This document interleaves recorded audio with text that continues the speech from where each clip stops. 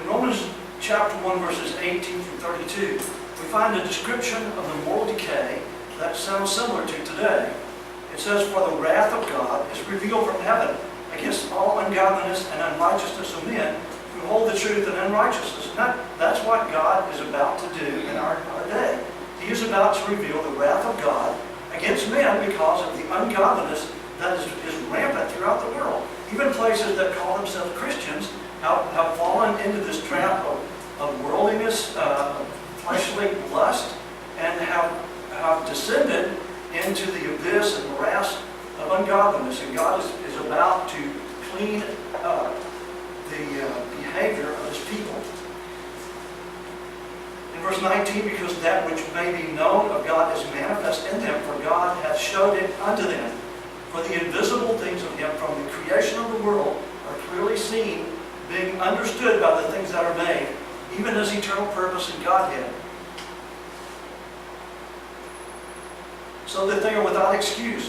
Because that, when they knew God, they glorified Him not as God, neither were thankful, but became vain in their imaginations, and in their foolish heart was darkened.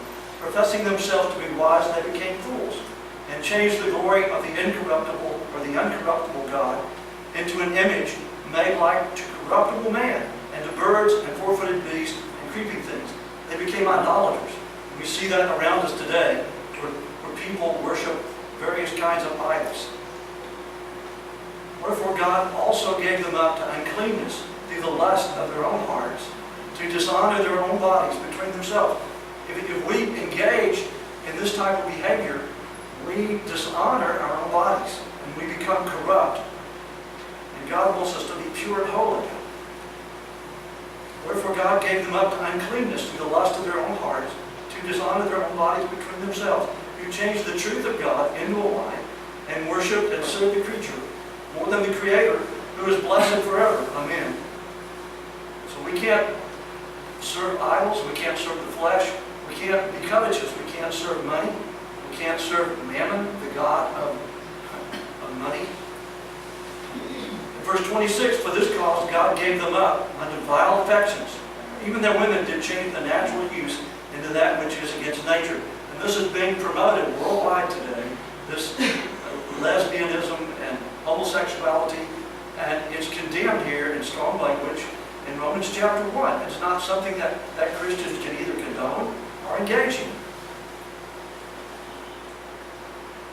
And it's worldwide. It's not just in the Philippines. This is the problem everywhere. For this cause God gave them up unto vile affections. And verse 27, "And likewise also the men, leaving the natural use of the woman, burned in their lust one toward another." Men working with men, that which is unseemly, and receiving in themselves that recompense of their error which was proper. If you're involved in this immoral behavior, you will reap a result in your flesh, that you will become enslaved, you will become corrupted, you may become sick, and it may very well kill you. There is a finite shelf life for people involved in the sex trade, because they get worn out, and they, after a time, are discarded. If you noticed in the introduction, the reading about what's going on, that most of the people were between 15 and 20. So by the time of 20, a person who's engaged in this trade is shop worn and not usable, not desirable. So they're discarded.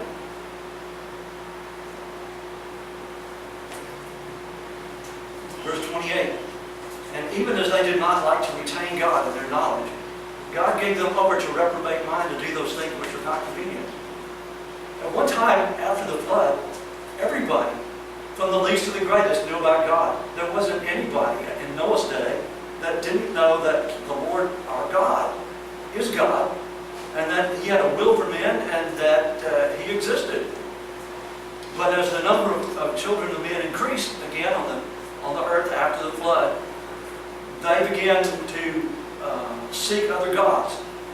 And it wasn't out of ignorance. They did this on purpose. They did it intentionally, and they gave up the God that saved Noah and his family from the flood, and begin to seek other gods, the ones that drowned before the flood. What a bad choice, you know.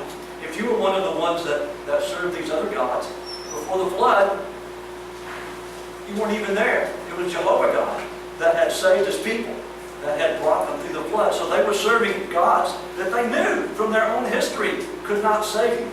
It was a foolish thing, but what it did was it gave them license to engage in the kind of behavior that we've been describing. And that was enough to turn them away from the true and living God. Being filled with all unrighteousness, fornication, wickedness, covetousness, maliciousness, full of envy, murder, debate, deceit, malignity, whisperers, backbiters, haters of God, disrespectful, proud, boasters, inventors of evil things, disobedient to parents, without understanding, covenant breakers, without natural affection, implacable, unmerciful. They became this